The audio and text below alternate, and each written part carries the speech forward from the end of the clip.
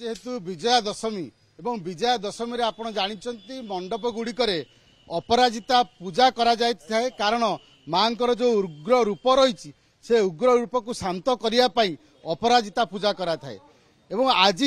मांकर पाखरे दही पखाल लागी करा जाए कारण दधी होउची शांतिर प्रतीक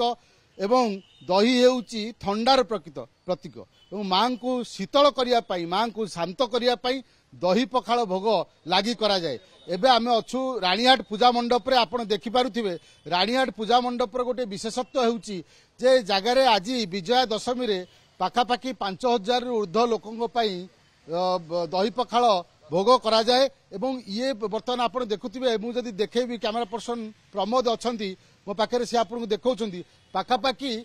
30 रु 40 डिश थुआई आपंकर दही पखाल एवं दही पखाल केवल खाली दही पखाल नुहे ता सहित छंका मध्य अच्छी देखु ये हूँ छंका तरकारी कारण ये छंकारे आपण देखिए ये साग पड़ी ता सहित अन्य परिबा पड़ी एवं सबुठु बड़ कथा हूँ एथेरे गुआ घीर छुंक दि जाउछि कारण गुआ घी यार स्वाद को आहुरी बढ़ेब। आम सहित रानीहाट पूजा कमिटीर सभापति अच्छा विजय साहू अच्छा प्रतिक्रिया नेबा। विजय बाबू आपणकर जो दही पखाल आज करा जाए ये केते पाखापाखि श्रद्धालु भक्त आसिकी खाती आउ ये केबेठू चली आसुଛନ୍ତି? प्रथम आज विजय दशमी रे रानीहाट दुर्गा पूजा कमिटी तरफ समस्त कटक जनसाधारण को अशेष अशेष शुभेच्छा अभिनंदन। आज परंपरा माँ दुर्गांकर पूजा हवा 75 वर्ष ऊर्ध्व जदियो 150 वर्ष ये पूजा हुए माँ पूजा हवा 75 वर्ष हो गलानी। प्रथमे कटक सहर रे रानीहाट रु यही दही पखाल परंपरा सृष्टि होता माँ जो महिषा मर्दिनी महिषासुर को बद्ध कला परे माँ जो उग्र रूप ताकू शांत करने आमर शास्त्रीय मत अनुजाई दशमी अपराजिता पूजा दही पखाल माँ पाखे भोग लगा जाए एवं प्राय 10,000 रु ऊर्ध्व श्रद्धालु भक्त जनसाधारण समस्त को आमे यही दही पखाल प्रसाद को वितरण करी रानीहाट दुर्गा पूजा कमिटी निजक कृतार्थ मन करें। आपण गोटे प्रतिक्रिया ना चाहिए ये जो बर्तमान दही पखाल प्रस्तुत करा आपण मुख्य दायित्व रे अच्छा ये केमिति कोन ताऊ करा जाए साग सब कोउटू आसे बांकीरू साग आसे 10,000 बिड़ा बांकीरू साग आसी पहुंचे आउ परिवा छत्र बजार आउ सौदा मालगोदाम सब आसी समस्त ये हुए गत राति आरंभ हुए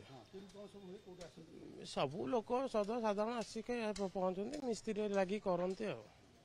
देखो जी दही पखाल प्रस्तुत करुँच जी रही मुख्य प्रस्तुतकर्ता टे प्रतिक्रिया ना ये दही पखाल एत सुस्वादु केमी हुए आप केमी बनाती? आज्ञा दही पखाल काली आरंभ हुए भात है दही पानी पशे पानी बाहर करा जाए तापर आमर ता देहरे दही लेंबू चीनी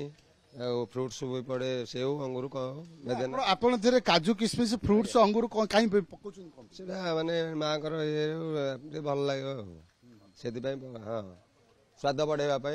जो छंकाटी हो छंकारे आमर विभिन्न प्रकार परिया पड़ुची तादेह शाग भी दिया तार माने माँ शागटा बहुत प्रिय तेणुक शाग तादेह देले समस्ते खाइबे भी भल। आम एमती जाचु दही पखाल माने बेलार खिया जाए किंतु ये दही पखाल केमिति खिया ना ना ये दही पखाल पूरा सुखा रही माने छंका सहित हाथ में धरिक भी खाई पारे किसी असुविधा ना पूरा सुखा रही दही दि जाऊँगी सफिसीयंट दही दि जाऊँगी जहाँ भी हो लोक मैंने शांति भी खाऊँ 10-15 हजार लोक भी खाऊँ एमती 10-15 वर्ष आमर ये आम कर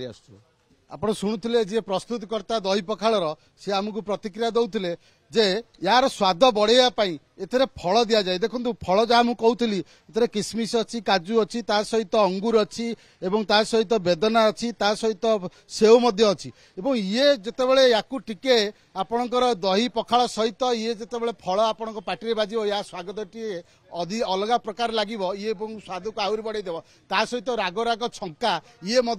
ता सहित गोटे बेटर कॉम्बिनेशन रही दही पखाल ये दही पखाल को आप खली खाई पारे या बेला दरकार नहीं कारण ये शुखिला दही पखाल जहाँ कहते सभापति 5,000-10,000 लोक वर्षा हो खरा हो 5,000-10,000 लोक दही पखाल